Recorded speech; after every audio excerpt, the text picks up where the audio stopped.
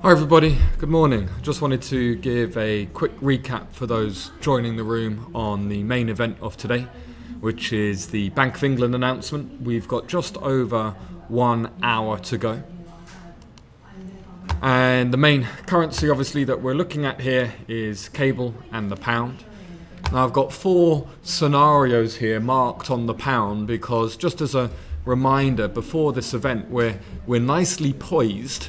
We've had a succession of weeks of dollar strength as well as poor UK data, which has moved the expectation of a rate hike from 80% back in April to 20% or below where we are now. So it's much more likely than not that the Bank of England will not move rates today.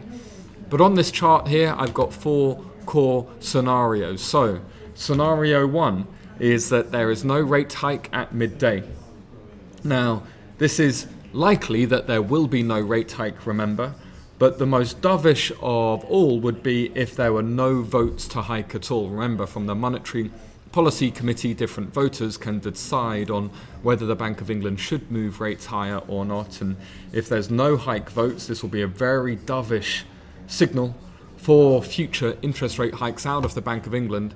And that will, according to the ING report here, likely weigh on the pound up to 1.75%. So that would break through the 134 handle for cable and move us back to the kind of levels that, well, we haven't seen since the end of 2017. Okay, so a big move if we have no hike and no votes for a hike either.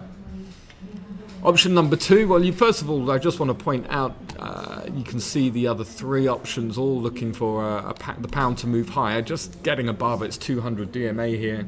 Option number 2 is the most likely, and this is really what, talking with my team here, we believe is going to be the base case scenario, is that it's no rate hike, but you will get language from the Bank of England that helps the market anticipate rate hikes in the future.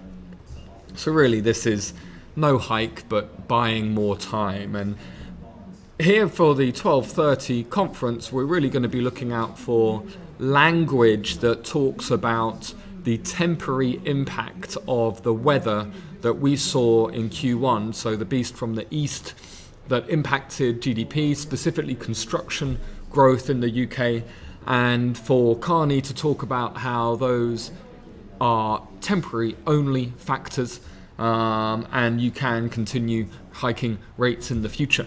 That's the base case scenario, and you'll still see pound strength here. I think, if we get any type of hawkish commentary, I think you'll see a relief rally, because don't forget, looking at this move, just to put it into perspective in cable, we have moved 6.5% lower in a matter of weeks. That's not a small move here in cable. So we've had a 6.5% sell-off already. So should there be some MPC voters that are still pushing for a hike, then there might be a relief rally in cable towards the 137 handle. Scenario 3, of course, is that you do get the rate hike. Seen more as unlikely now than likely. If we do get a rate hike, it could be that this is what you'd call a dovish hike. So although there is a rate hike, they still expect disorderly Brexit.